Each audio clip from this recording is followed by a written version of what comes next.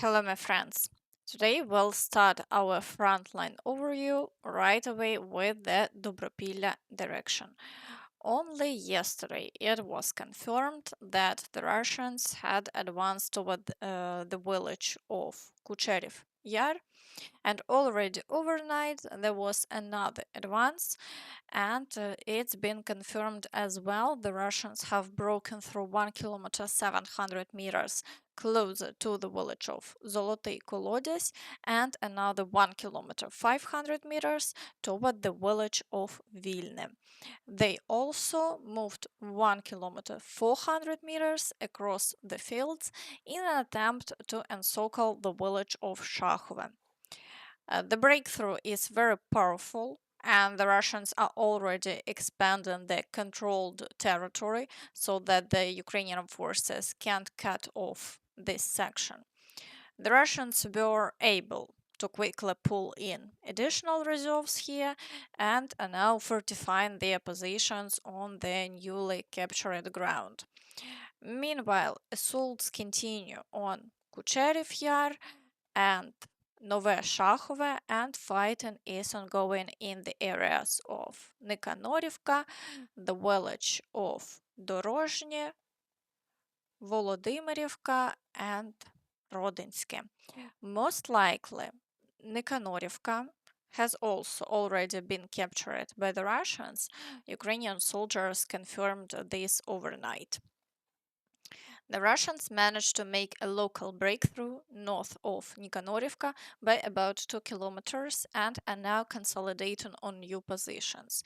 In Nikonorivka itself, the Russians are conducting stabilization measures, identifying small remaining pockets of resistance, and we can consider that this settlement will be occupied.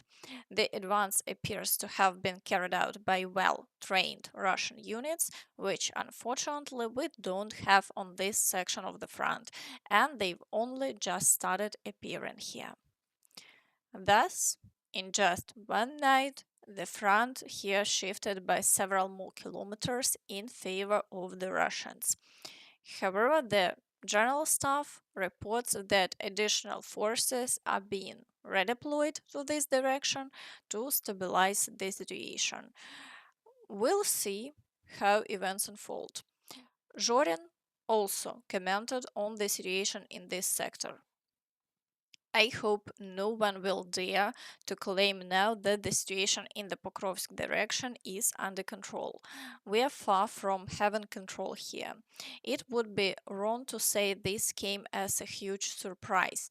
This area has all the old problems we've been shouting about for a long time: poor communication between units, ineffective use of forces, lies at all levels, lack of adequate decisions, and so on. It's critically important right now to stop the Russian advance. They're not complete idiots. They see they're succeeding and will keep transferring forces here to develop this success.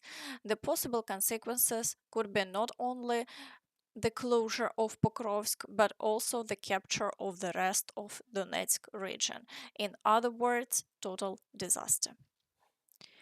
Now, friends, let's move straight to the Kostiantynivka direction. It has been confirmed here that the Russians have fully captured Poltavka and Rusin Yar and advanced by 3 kilometers 800 meters. As you can see, the front here has also collapsed very seriously, specifically between Kostiantynivka and Pokrovsk.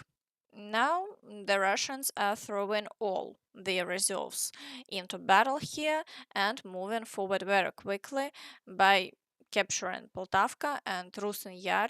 The Russians have essentially reached the home stretch, and there are practically no settlements left in their path until Drushkivka. Most likely they will continue moving in this direction. Friends, this is truly a catastrophe of unimaginable scale. The Russians haven't advanced this quickly since the very start of the war. That's why so many settlements are now under immediate threat and must be evacuated urgently.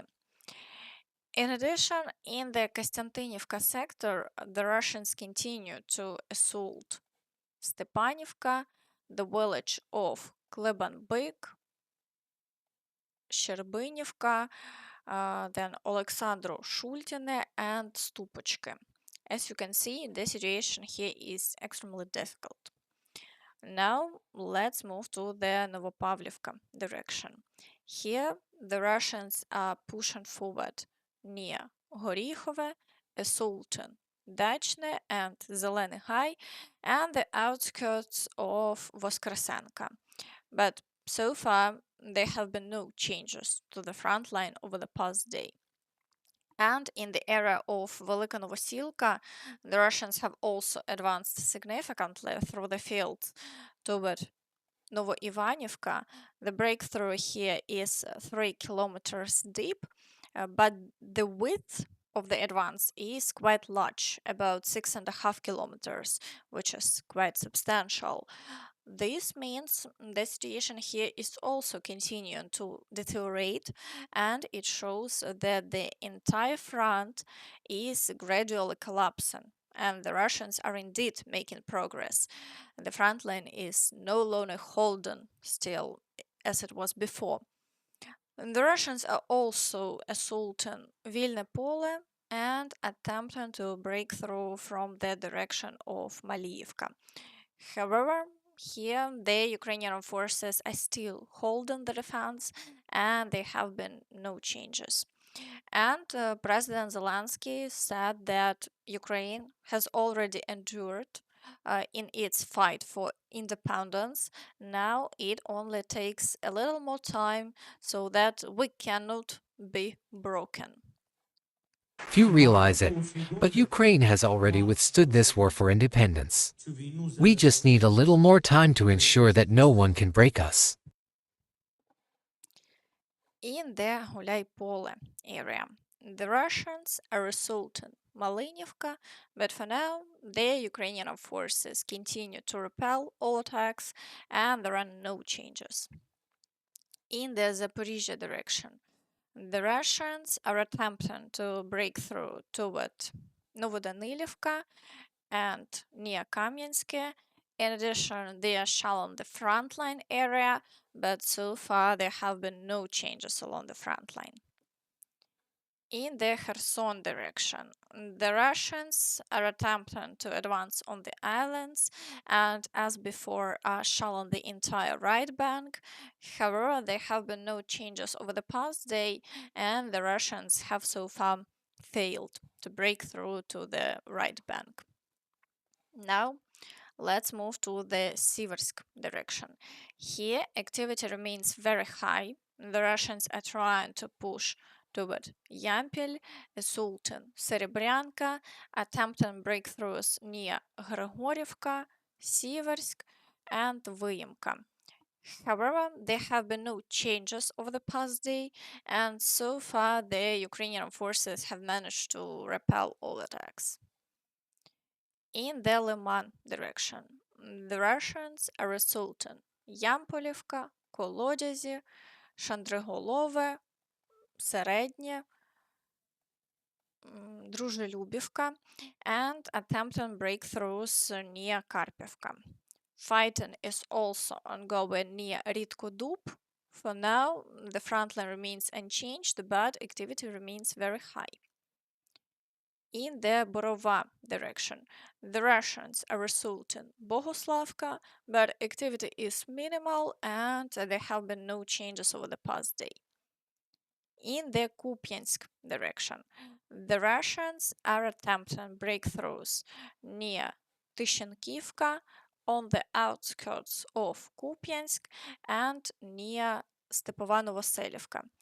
However, they have been unable to break through their defenses here, and for now the front line remains unchanged. In the Dvorichne direction, the Russians are assaulting Kolodezhne and Dvorichanske, and activity here remains quite high. Earlier, the Russians had managed to advance through the fields, and now battles are raging for the villages. They're also trying to create a buffer zone along the border. However, over the past day, there have been no changes. In the Kharkiv direction, the Russians are not conducting any attacks and the situation remains stable. In Vovchansk, the fighting continues, although there are no changes to the front line.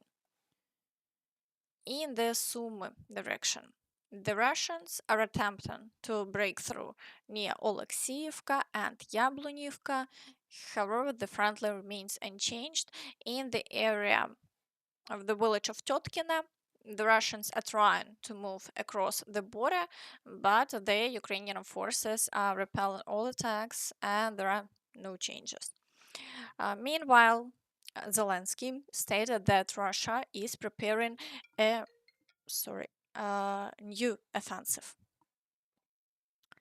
Russia is preparing for an offensive operation in three directions: the Zaporizhia, Pokrovsk, and Novopavlivka sectors, Zelensky said in a conversation with journalists.